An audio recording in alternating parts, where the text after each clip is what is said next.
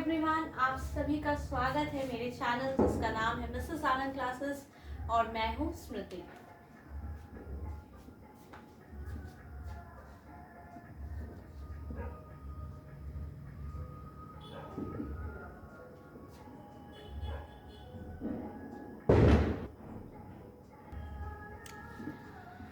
तो आज हम लोग क्या करने जा रहे हैं, मैटर इन आवर सराउंडिंग्स का पार्ट 2 करने जा रहे हैं। ठीक है, इसके पहले मैंने जो वीडियो बनाया था उसमें मैटर इन आवर सराउंडिंग्स का पार्ट 1 कराया था आप सभी के लिए। ठीक है, तो आज हम लोग पार्ट 2 करेंगे। तो लास्ट क्लास हमने कहाँ तक किया था? लास्ट क्लास हमने सॉलिड स्टेट तक किया था और आज हम लोग करेंगे लिक्विड स्टेट। ओके, तो लिक्विड स्टेट आखिर है क्या? ओके, तो आपका जो बुक में एक्टिविटी दिया है दैट इज 1.10, उसमें एक एक्टिविटी दिया हुआ है जिसमें हम लोग डिफरेंट शेप्स के कंटेनर लेंगे। ठीक है, उस एक्टिविटी को कर सकते हैं आप, या फिर मैं आपको एक चीज बताती हूँ, आप उसे कर सकते हैं। ठीक है, वाटर, ये आप जो एक्टिविटी मैं आपको बता रही हूँ वो आप घर पे भी कर सकते हैं। वाटर और मिल्क, ठीक है, को 2 ग्लास में रखिए। ठीक है, कितना ग्लास में भरेंगे आप? Half of the glass. इसमें वाटर और इसमें मिल्क। ठीक है, हाफ ग्लास भर लीजिए और एक एम्प्टी ग्लास रख लीजिए। ठीक है, 3 ग्लास रखेंगे हम लोग, एक में वाटर, एक में मिल्क और एक एम्प्टी ग्लास रखेंगे। ठीक है, अब हम लोग को क्या करना है कि ये वाटर को इस ग्लास में डालना है, एम्प्टी ग्लास में। तो आप देखेंगे कि जो लेवल है ये हाफ ऑफ द ग्लास था, ये भी हाफ ऑफ द ग्लास आता है। ठीक है, तो इसका मतलब क्या हो सकता है? और मिल्क को भी आप डाल के देख सकते हैं। एक और एम्प्टी ग्लास ले लीजिए, इसमें मिल्क को डाल के देखिए। तो ये जो वॉल्यूम था हमारा, मान लीजिए ये x वॉल्यूम है और ये y वॉल्यूम है। ठीक है, तो ये भी x वॉल्यूम आएगा आपका और ये भी y वॉल्यूम आएगा। और इस कंटेनर में हमने डाला है तो इस कंटेनर का शेप ले लेगा वाटर, और हमने इस कंटेनर में मिल्क डाला है तो सेकेंड कंटेनर में जो मिल्क डाला था वो मिल्क का शेप इस कंटेनर का शेप ले लेगा। ठीक है, तो इससे हम लोग क्या कंक्लूड करते हैं? ऑब्जर्व तो हम लोग कर लिए कि volume is constant. Okay, volume is fixed. दूसरा ऑब्जर्वेशन क्या आया कि liquid takes the shape of the container. ठीक है, आप सभी को समझ में आ रहा? मैंने जो आपकी बुक में एक्टिविटी दिया है ना उसको सिंप्लीफाई कर दिया और मैंने एक एक्टिविटी बताया, उसको आप कर सकते हैं। ठीक है, तो देखिएगा आपकी बुक में क्या दिया है कि हम लोग पैराग्राफ पेज नंबर 4 पैराग्राफ में हम लोग देखेंगे कि लिखा है कि लिक्विड का नो फिक्स्ड शेप होता है। ठीक है, तो कंक्लूजन में हम लोग लिख सकते हैं इस लिक्विड स्टेट का जो कंक्लूजन होगा, इस एक्टिविटी से कंक्लूड हम लोग करेंगे कि liquid does not have fixed shape. Okay, it takes the shape of the container. Okay, is it clear to each one of you whosoever is watching my video?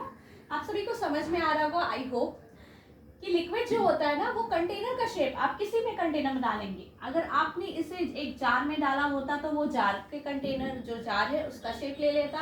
अगर आपने इसे एक कप में डाला होता तो वो कप का शेप ले लेता। मतलब आप जिस कंटेनर में डालेंगे उस कंटेनर का शेप लिक्विड ले लेता है। ओके, और दूसरा हमारा जो एक कंक्लूजन है कि इसका वॉल्यूम फिक्स्ड होता है। देखिए वॉल्यूम चेंज नहीं हुआ, यहाँ भी x था, यहाँ भी x है, यहाँ भी y था, यहाँ भी y है। ठीक है, तो हम लोग आगे देखेंगे और भी कुछ फैक्ट्स हैं जो कि लिक्विड के बारे में आप सभी से बताना चाहूंगी।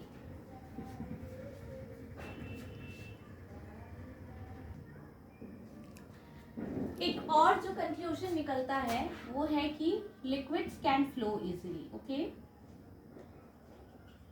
लिक्विड्स जो होते हैं वो इजीली फ्लो करते हैं। ठीक है, और लिक्विड्स कैन डिफ्यूज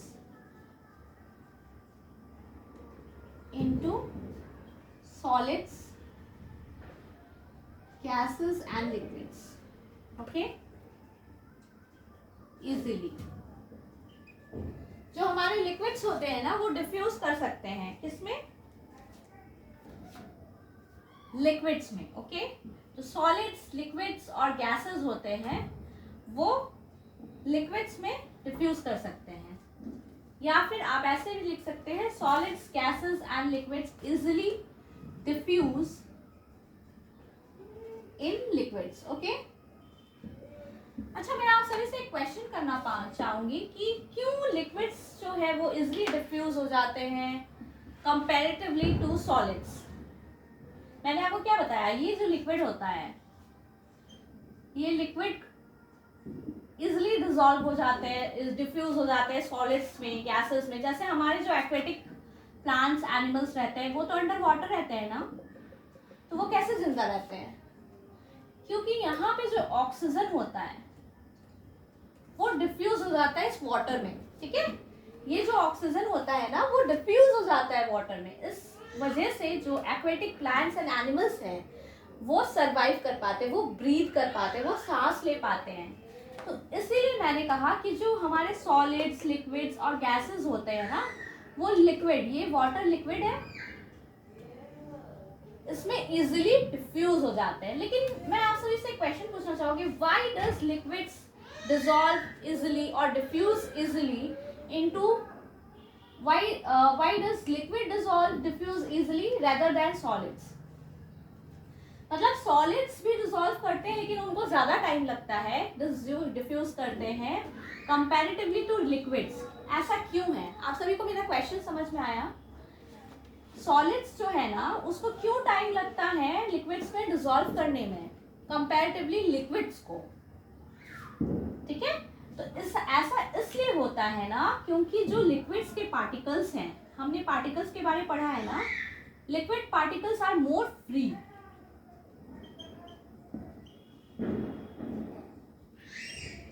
ठीक है, जो लिक्विड है, ये वाटर है, इसके जो पार्टिकल्स होंगे वो ज्यादा फ्री हैं फ्लो करने के लिए. इसीलिए जो हमारा लिक्विड्स होता है ना वो इजीली डिफ्यूज हो जाता है. और जो हमारा सॉलिड्स होता है उसमें पार्टिकल्स कैसा होता है, देखिए ये हमारा सॉलिड है, ठीक है,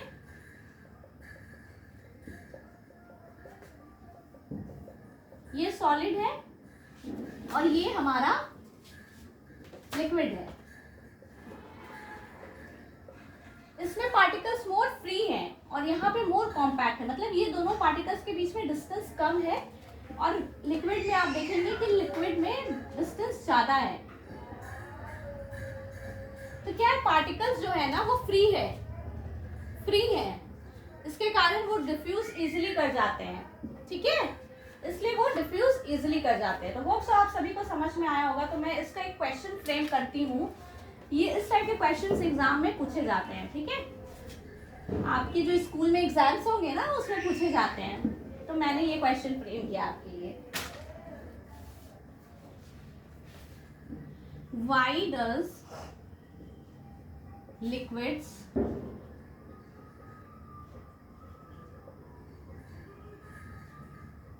डिफ्यूज मोर इजिली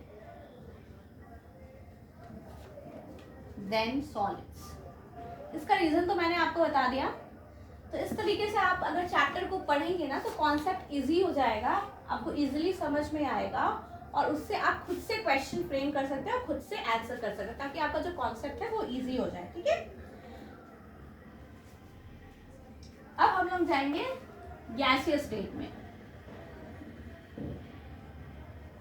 ये इस क्वेश्चन का मैंने आपको आंसर बता दिया, बट एक पर्टिकुलर डेफिनेशन के फॉर्म में आपको मुझे कमेंट बॉक्स पे लिखकर बताना है, ठीक है, इसका क्या आंसर होगा. ओके, तो अभी हम लोग जो नेक्स्ट करेंगे वो गैसियस स्टेट करेंगे, ठीक है. तो उसमें हम लोग क्या एक एक्टिविटी करेंगे. उसमें एक्टिविटी क्या करेंगे ना कि हम लोग 3 सिरिंज लेंगे, ओके.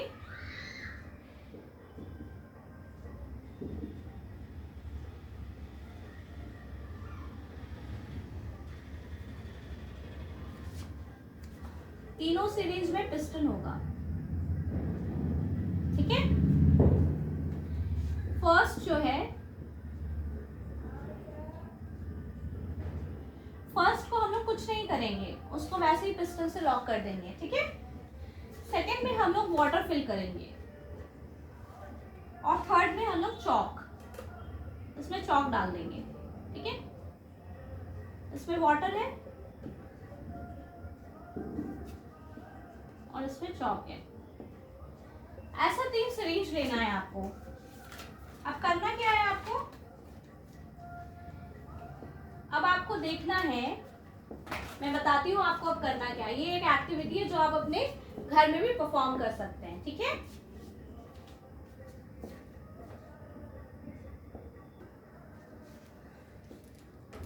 ये जो आपको फिल करना है ना, उसमें कैसे करना है, आपको पिस्टन हटा के इसमें कुछ नहीं करना है, सेकेंड वाले में वाटर फिल करना है, थर्ड वाले में चॉक फिल करना है, ठीक है। आप सभी को समझ में आ रहा है। अब क्या करना है, अब हमें इसे कॉम्प्रेस करना है, यहाँ से प्रेस करना है, ठीक है। यहाँ से प्रेस करना है। तो देखिएगा आप ऑब्जर्व क्या करते हैं, आपका ऑब्जर्वेशंस क्या होता है।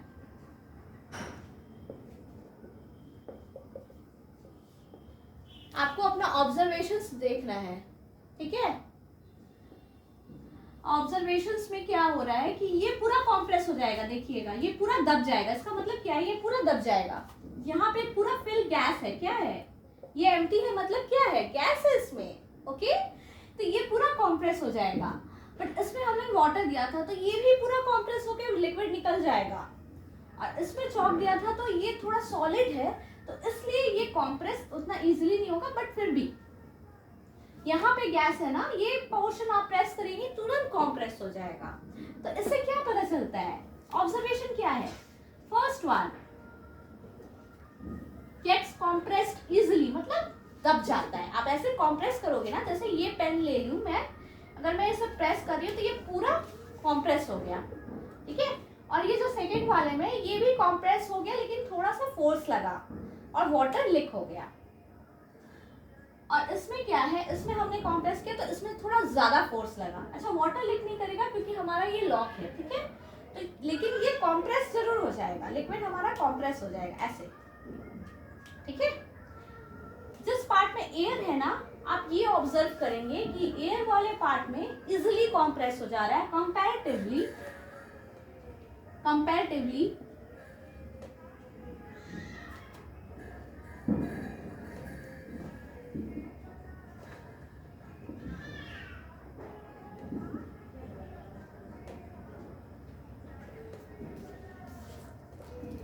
सॉलिड्स एंड लिक्विड्स, ठीक है। जो हमारा गैस है ना, वो हाईली कॉम्प्रेसिबल है, मतलब वो एकदम कॉम्प्रेस हो जाता है। तो एयर एक गैस है, तो air is highly compressible compared to this liquid water and this gas, okay.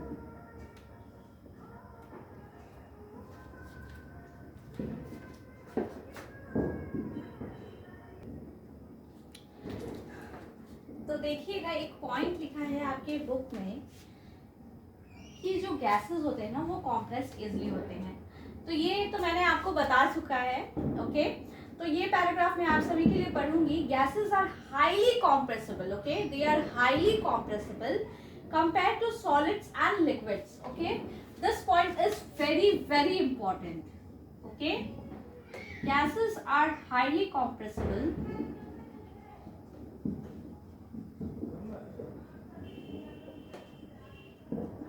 as compared to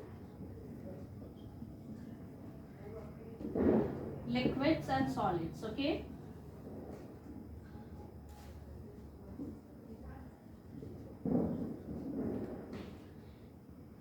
for example आपकी बुक में जो लिखा है, जो हमारा कुकिंग सिलेंडर होता है, ठीक है, वो कॉम्प्रेस्ड हमारा नेचुरल गैस है, ओके। हमारा जो कॉम्प्रेस्ड नेचुरल गैस है वो कहाँ यूज होता है, वो व्हीकल्स में यूज होता है। तो एक चीज देखिएगा,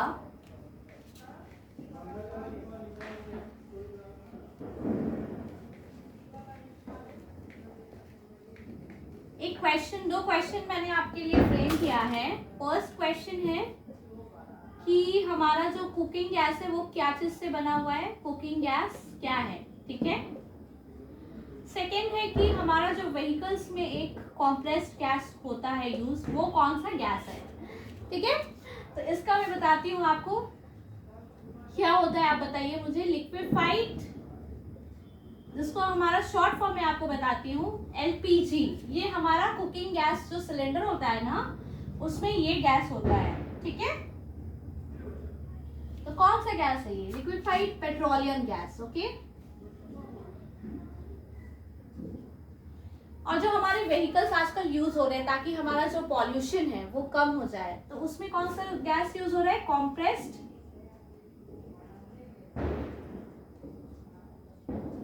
नेचुरल गैस, ठीक है। ये हमारा व्हीकल्स में यूज हो रहा है। तो ये एक दो इंपॉर्टेंट क्वेश्चन मुझे लगा इस टेक्स्ट से, तो मैंने आपके लिए लिखा है, ठीक है। अब हम लोग को इंपॉर्टेंट चीज क्या है, पार्टिकल्स का रोल क्या है गैस में।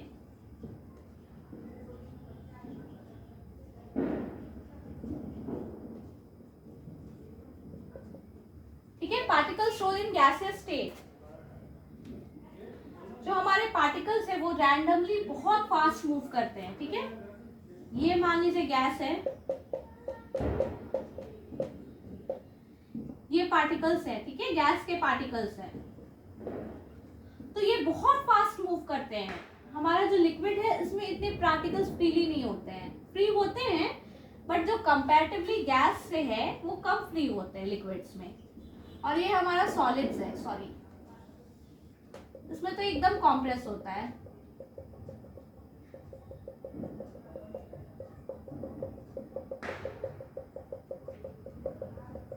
ठीक है। तो ये सॉलिड्स के पार्टिकल है, ये लिक्विड के हैं, ये गैस के हैं और ये सॉलिड्स के। तो क्या लिखा है आपके बुक में, जो गैस के पार्टिकल्स होते हैं वो बहुत ज्यादा हाई स्पीड में मूव करते हैं, ठीक है। इससे क्या होता है, जो पार्टिकल्स हैं वो कंटेनर के वॉल को हीट करते हैं। ये मान लीजिए कंटेनर है, इतना फास्ट ये मूव करते हैं ना, इतनी हाई स्पीड से, कि ये जो कंटेनर है इसके वॉल को हीट करते हैं, ठीक है। The pressure exerted by the gas is because of the force exerted by gas particles per unit area on the walls of the container.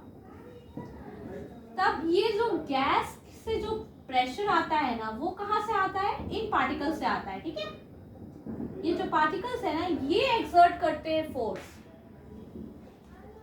ये हीट करते हैं वॉल्स ऑफ द कंटेनर को। इसके कारण जो ओवरऑल हमारा गैस है वो बहुत फोर्स एक्सर्ट करता है, ठीक है। ये हमारा कॉन्सेप्ट हो गया। चलिए हम लोग आगे देखते हैं आपके इस चैप्टर में क्या दिया हुआ है। कुछ क्वेश्चंस दिए हुए इंटेक्स्ट क्वेश्चंस, जिसको मैं रीड करती हूँ। The mass per unit volume of a substance is called density. Arrange the following in order of increasing density: air, exhaust. ये क्वेश्चंस हम लोग बाद में करेंगे, ठीक है, इंटेक्स्ट क्वेश्चंस। पहले आज हम लोग थ्योरी पार्ट को कंप्लीट कर लेते हैं। अब हमारा नेक्स्ट जो टॉपिक आ रहा है वो क्या है,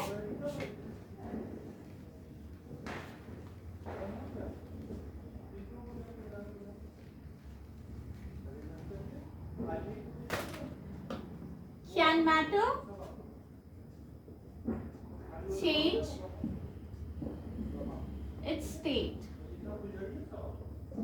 इसका मतलब क्या होता है, हम लोग ने 3 स्टेट पढ़ा है, सॉलिड, लिक्विड और गैस, ठीक है।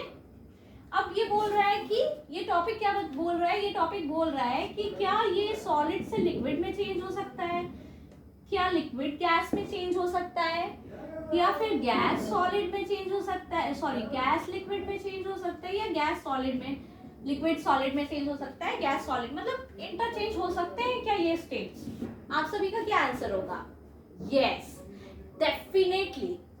ये जो स्टेट्स ऑफ मैटर है ना हमारा 3, सॉलिड, लिक्विड एंड गैस, ये तीनों इंटरचेंजेबल है। मतलब सॉलिड लिक्विड में बदल सकता है, लिक्विड गैस में बदल सकता है, ठीक है।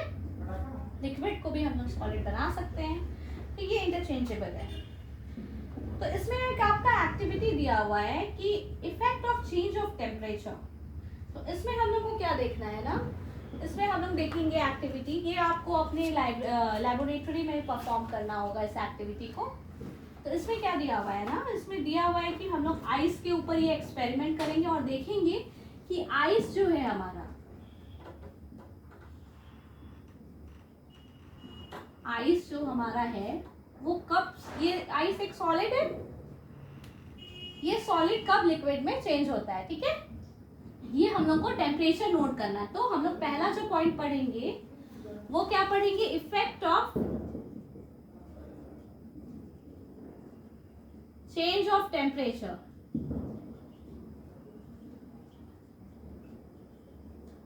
Effect of change of temperature, ठीक है।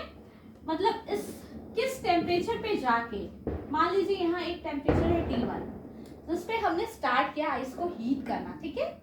ये आप अपने लैबोरेटरी में परफॉर्म कीजिएगा। मैंने जस्ट एक आपको इसका ऑब्जर्वेशन, कंक्लूजन और क्या होता है ये मैं प्रोसेस एक्सप्लेन कर देती हूँ। तो मान लीजिए आपने हीटिंग स्टार्ट किया T1 टेम्परेचर पे, T2 टेम्परेचर पे जाके स्टार्ट हुआ मेल्टिंग, और ये जो T2 टेम्परेचर है इसी में ये टेम्परेचर कांस्टेंट है, ठीक है, बहुत देर तक कांस्टेंट है, जब तक ये आइस जो है ये प्योरली लिक्विड में नहीं चेंज हो गया, ठीक है। प्योरली जब तक लिक्विड में चेंज नहीं हो गया ये T2 ही रहा। अब ये लिक्विड में चेंज हो गया किस, तो ये जो टेम्परेचर है ये स्टार्ट करने का टेम्परेचर है, यहाँ से हीटिंग स्टार्ट हो जाती है और ये एक कांस्टेंट टेम्परेचर मेंटेन होता है during the process of melting. तो अब हम लोग इसको क्या क्या टर्म बोलते हैं, ठीक है। तो हम लोग देखेंगे आपके बुक में क्या लिखा हुआ है, on increasing the temperature of solids क्या होता है, the kinetic energy of the particles increases. देखिए अब इसका प्रोसेस क्या होता है, ये एक सॉलिड है, ये मान लीजिए आइस का पार्टिकल है, ठीक है, आइस है, ये आइस क्यूब है। तो अब इसमें क्या होता है, जब हम लोग इसमें टेम्परेचर देते हैं, मतलब हम लोग इसको हीट करते हैं, तो यहाँ जो पार्टिकल्स हैं जो कॉम्पैक्ट फॉर्म में है, एकदम सटे हुए हैं, बिल्कुल डिस्टेंस नहीं है, मतलब ना के बराबर डिस्टेंस, नेग्लिजिबल डिस्टेंस है पार्टिकल्स के बीच में, ठीक है। अब ये क्या होता है ना, जब हम इसे हीट करते हैं तो ये क्या होता है ना, ये फ्री हो जाते हैं, इसका काइनेटिक एनर्जी इंक्रीज हो जाता है और ये मूव करने लगते हैं, इधर इधर इधर इधर इधर, इस तरीके से ये मूव करने लगते हैं। तो टेम्परेचर का क्या इफेक्ट होता है ना, when the temperature increases kinetic energy increases, ठीक है, ये हमारा रिलेशन है। जब हम लोग टेम्परेचर इंक्रीज करते हैं तो काइनेटिक एनर्जी इंक्रीज हो जाता है और इस कारण में हमारे जो पार्टिकल्स है ना वो वाइब्रेट करने लगते हैं, बहुत ज्यादा वाइब्रेट, इस तरीके से एकदम स्पीड में वाइब्रेट करने की वजह से इनका जो बॉन्ड है ना, जो स्ट्रॉन्ग बॉन्ड था वो टूट जाता है और ये धीरे धीरे फ्री होना स्टार्ट हो जाते हैं। तो जब ये पूरा फ्री हो जाते हैं ना तब ये लिक्विड फॉर्म में आ जाते हैं। तो ये छोटा सा प्रोसेस है, ठीक है। अब देखिए अब क्या बोल रहा था, energy supplied by heat overcomes the force of attraction between the particles. हम लोग ने पढ़ा था ना कि इन पार्टिकल्स के बीच में फोर्स ऑफ अट्रैक्शन है, ओके। अब क्या होता है ना, जब आप इसमें हीट देते हो तो ये हीट कहाँ यूटिलाइज हो रहा है, इस फोर्स ऑफ अट्रैक्शन को कम करने में, ठीक है। और ये अपना जो पोजीशन होता है ना उसको छोड़ के फ्री हो जाता है, जो मैंने सिंपल वे में आपको समझाया वही बुक में लिखा हुआ है, बट ये एक इम्पॉर्टेंट पैराग्राफ है इसलिए मैं इसे लाइन बाय लाइन रीड कर रही हूँ आप सभी के लिए, ठीक है। A stage is reached when the solid melts and is converted to a liquid. The minimum temperature at which a solid melts to become a liquid at the atmospheric pressure is called its melting point. ठीक है, अब सभी को समझ में आया होगा। ये जो मिनिमम टेम्परेचर है जिसमें ये सॉलिड से लिक्विड में चेंज हो गया, उस मिनिमम टेम्परेचर को क्या बोलते हैं, मेल्टिंग पॉइंट, ओके। उस मिनिमम टेम्परेचर को बोलते हैं मेल्टिंग पॉइंट। चलिए हम लोग आगे भी देखेंगे क्या होता है।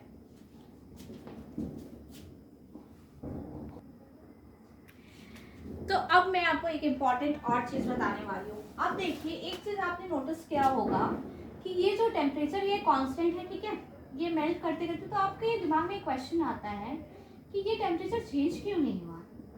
तो पहला तो ये इसलिए चेंज नहीं हुआ क्योंकि ये जो सॉलिड पार्टिकल्स के बीच में फोर्स ऑफ अट्रैक्शन था वो कम करने के लिए वो हीट जो हम प्रोवाइड कर रहे थे वो यूटिलाइज हो रहा था, इस कारण से टेम्परेचर इंक्रीज नहीं हुआ। लेकिन देखिएगा एक चीज कि ये टेम्परेचर और क्या होता है, मतलब ये इस पे तो ये यूटिलाइज होता है और ये जो आपका जो हीट है ये आइस यूज करता है इस हीट एनर्जी को, ठीक है। और ये जो हीटेड हीट है वो क्या होता है कि वो बीकर में हो जाता है, ठीक है। बीकर में कंटेंट है हमारा, उस ये जो हीट है उसमें यूटिलाइज होता है। Are you able to understand मैं क्या कहना चाह रही हूँ? बेसिकली ये जो हीट है ना हमारा, ये यूटिलाइज होता है हमारा इस एनर्जी को, फोर्स ऑफ अट्रैक्शन को कम करने के लिए, ओके। हाँ ठीक है, तो ये टेम्परेचर जो है हमारा, तो ये कुछ पॉइंट्स है जो जब हमारा जो सॉलिड स्टेट से लिक्विड स्टेट में मैटर चेंज होता है ना, ये इंपॉर्टेंट पॉइंट्स है। Kindly make a note of this points, okay. First point is minimum temperature at which solid changes into liquid is called melting point. मैंने short form लिखा है, it's melting point, okay.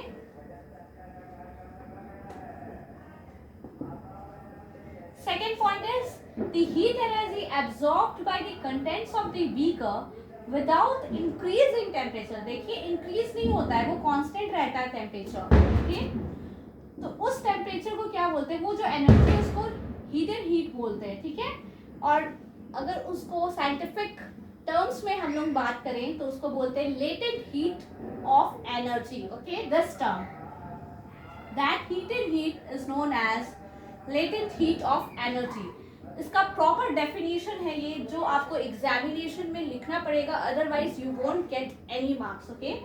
इसको आप समझ लीजिए, the amount of heat energy required to change 1 kg of solid into a liquid at atmospheric pressure at its melting point is called latent heat of fusion। ठीक है, ये definition suit होता है आपका सॉलिड से लिक्विड में change करने के लिए। तो जितना अमाउंट ऑफ एनर्जी चाहिए हम लोग को 1 kg सॉलिड को लिक्विड में ट्रांसफॉर्म करने के लिए एट एटमॉस्फेरिक प्रेशर, उसको क्या कहते हैं, latent heat of fusion, okay. तो आइस का हमारा क्या है मेल्टिंग पॉइंट, बताइए मुझे आइस का मेल्टिंग पॉइंट। आप मुझे कमेंट बॉक्स पे कमेंट करेंगे, ठीक है। तो इसके आगे हम लोग और भी डेफिनेशंस ऐसे पढ़ेंगे ताकि आपको इनसे क्लियर हो जाए, ठीक है। ये टॉपिक आपके लिए क्लियर हो जाए।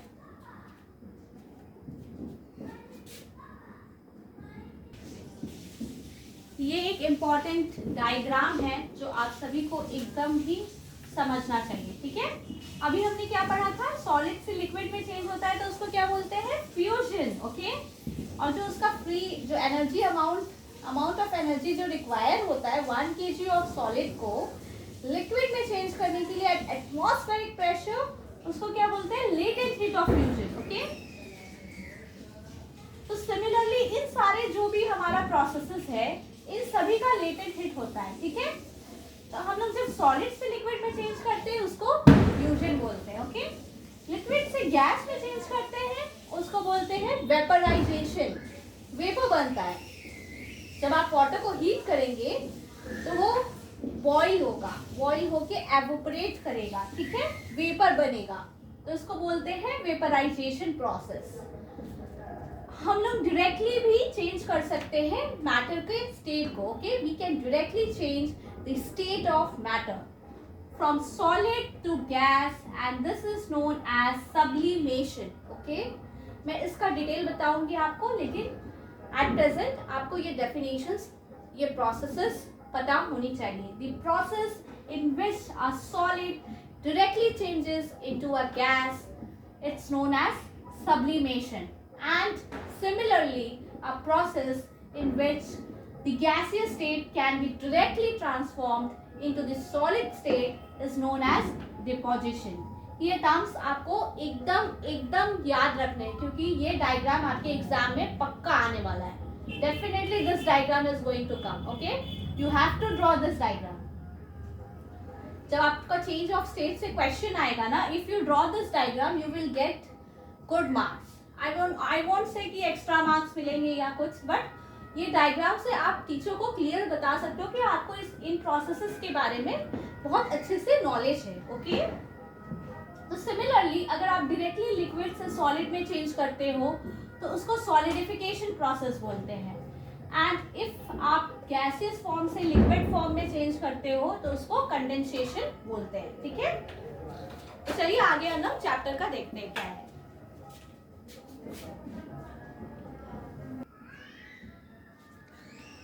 अब हम लोग देखेंगे evaporation, that is 1.5. Okay, particles जो आपके सरफेस एरिया पे है उसमें अगर आप हीट करेंगे लिक्विड को तो ज्यादा काइनेटिक एनर्जी होगा. Okay, we have talked a lot about the kinetic energy. जो हमारे सरफेस में पार्टिकल्स है, फॉर एग्जांपल यहाँ पे देखिए, ये हमारा लिक्विड है और ये हमारा सरफेस है. ओके, तो यहाँ के जो पार्टिकल्स हैं उनका जो काइनेटिक एनर्जी है वो ग्रेटर है, जो यहाँ P1 मान लेते हैं और ये P2. ठीक है,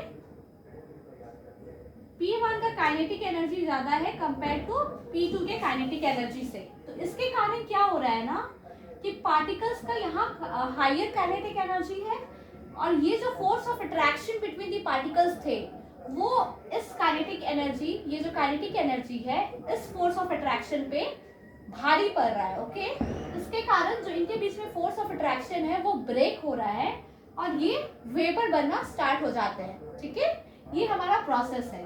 तो इस प्रोसेस को क्या बोलते हैं, वेपराइजेशन और एवापोरेशन.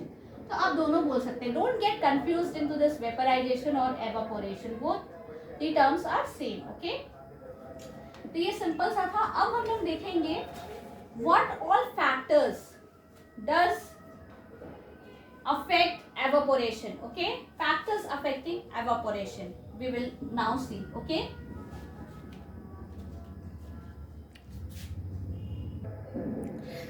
कौन कौन से फैक्टर्स एवापोरेशन को अफेक्ट करते हैं, तो इसके लिए हम लोग एक एक्टिविटी कर सकते हैं. करना क्या है, आपको टेस्ट ट्यूब में 5 ml वाटर लेना है, एक चाइना डिश पे वाटर लेना है और उसको ओपन एयर में रख देना है या विंडो के पास.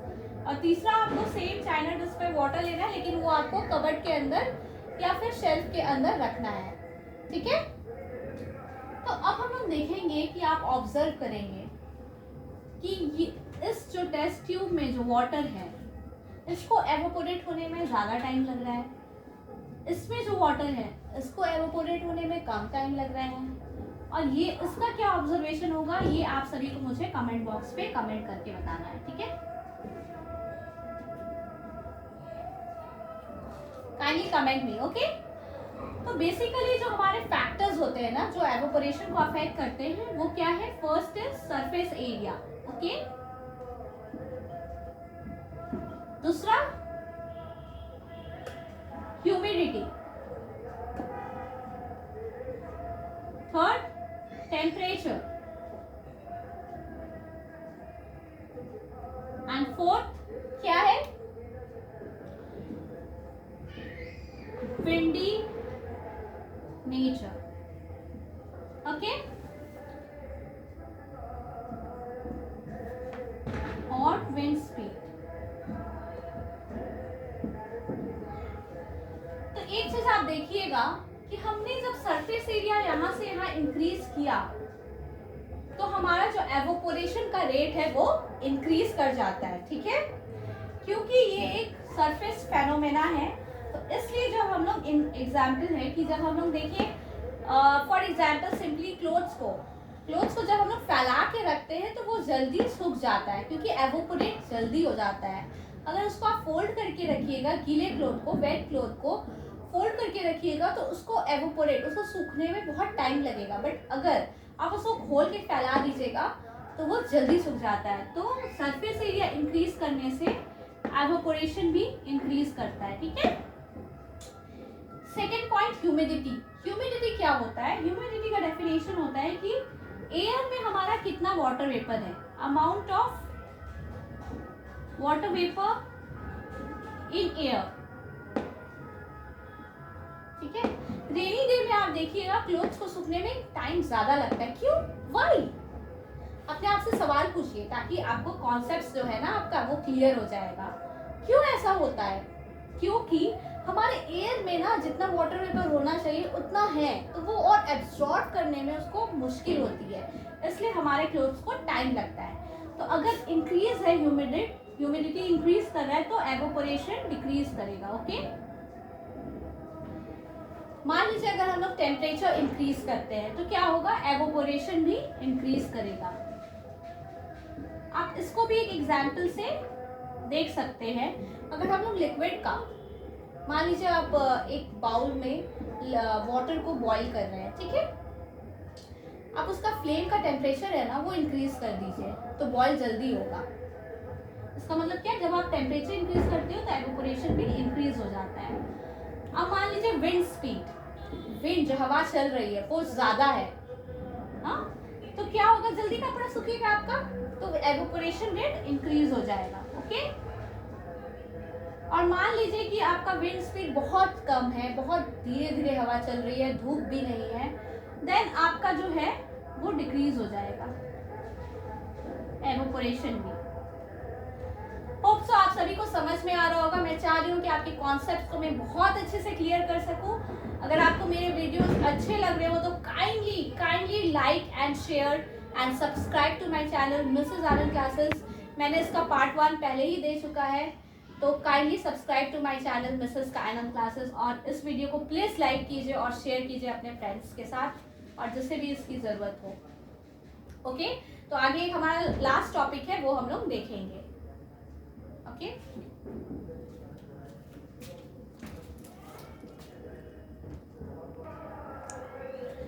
Last topic of this chapter, how does evaporation cause cooling.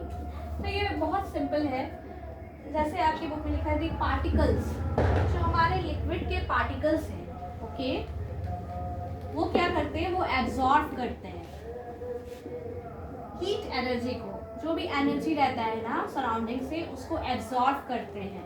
Okay, जो उनका लॉस्ट हुआ है एनर्जी एवोपोरेशन में प्रोसेस में, उस एनर्जी को कंपनसेट करने के लिए वो सराउंडिंग से एनर्जी को एब्जॉर्ब करते हैं। ध्यान से सुनिएगा मेरी बात को। जो हमारे लिक्विड पार्टिकल्स हैं वो क्या करते हैं ना, सराउंडिंग से, ये लिक्विड पार्टिकल्स हैं, ये सराउंडिंग से एनर्जी को एब्जॉर्ब करते हैं। क्यों करते हैं ऐसा? क्योंकि इनका जो एनर्जी लॉस्ट होता है किस में, जब ये लिक्विड से गैस बनते हैं, मतलब वेपराइजेशन प्रोसेस में जो एनर्जी लॉस्ट होता है उसको कंपनसेट करने के लिए ये सराउंडिंग से एनर्जी को लेते हैं। तो इस प्रोसेस में क्या होता है कि हमें कूल फील होता है या कूलिंग होती है, सराउंडिंग को ये कोल्ड कर देते हैं। अगर आप किसी चीज से एनर्जी को ले लेंगे, हीट एनर्जी को ले लेंगे तो वो कूल हो जाएगा ना, तो इसलिए हमारा जो सराउंडिंग है वो कोल्ड हो जाता है। तो ये हम आप प्रैक्टिकल एग्जांपल्स भी इसके देख सकते हैं। कैसे? आप देखिए कि अगर आपको आप रूम पे अगर क्लोथ्स को रखते हैं, ठीक है, क्लोथ्स को रखते हैं, गीले क्लोथ्स को, तो अगर आप वो फैन ऑन करके उसे सुखा रहे हो तो कुछ टाइम बाद आपके रूम का जो सराउंडिंग है ना, रूम का जो एनवायरनमेंट है वो थोड़ा ठंडा महसूस होगा आपको। Okay, you will feel cold, little bit of cold. Why? Because जो एनर्जी लॉस्ट हुआ था उसको वेपर बनने में, जो आपके क्लोथ में वाटर है उसको वेपर बनने में जो एनर्जी लॉस्ट हुआ तो वो कहाँ से लेगा, कंपनसेट करेगा, वो सराउंडिंग से लेता है, जिस कारण से हमारा सराउंडिंग कोल्ड हो जाता है। ठीक है, और भी एग्जांपल्स है जिसे आप देख सकते हैं कि सनी डे में लोग क्यों स्प्रिंकल करते हैं वाटर, ओपन ग्राउंड में या फिर अपने फ्लोर पे, कहीं पे भी क्यों स्प्रिंकल करते हैं, ताकि जो हीट एनर्जी है वो चला जाए और एनवायरनमेंट थोड़ा कूल हो जाए। तो ये कुछ लाइव एग्जांपल्स है इस प्रोसेस के। तो देखिए आपके बुक में एक क्वेश्चन दिया, why should we wear cotton clothes in summer. Cotton clothes क्यों पहनते हैं हम लोग? क्या होता है ना, कॉटन जो क्लोथ्स है वो हमारा गर्मी में बहुत पसीना होता है, बहुत स्वेटिंग होती है, तो वो स्वेटिंग को एब्जॉर्ब कर पाता है कॉटन क्लोथ्स। ओके, तो कॉटन क्लोथ्स एब्जॉर्ब कर पाता है, उसके कारण वो अच्छा एक एब्जॉर्बर है हीट एनर्जी का, तो वो एब्जॉर्ब करता है, तो हमें कूल, हमें थोड़ा ठंडा महसूस होता है ताकि हम रिलैक्स फील कर सके। इसलिए we should wear cotton clothes in summer. Okay, The last one is, why do we see water droplets on the outer surface of a glass containing ice cold water? ये भी similar है और ये आप मुझे समझाएंगे. So स्टूडेंट्स, ये आज का हमारा chapter part 2 matter in our surroundings end होता है. आप सभी को, आई होप आप सभी को ये चैप्टर बहुत अच्छे से समझ में आया होगा, because I have put my efforts to make you all understand about this topic clearly, to clear your concepts. So I tried my best to explain you all. अगर आपको अच्छा लगा हो वीडियो तो kindly subscribe to my channel Mrs. Anand Classes, and thanks for watching my video. मैं इसके बाद next chapter लाऊंगी, उसमें आप सभी को मिलती हूँ. ओके.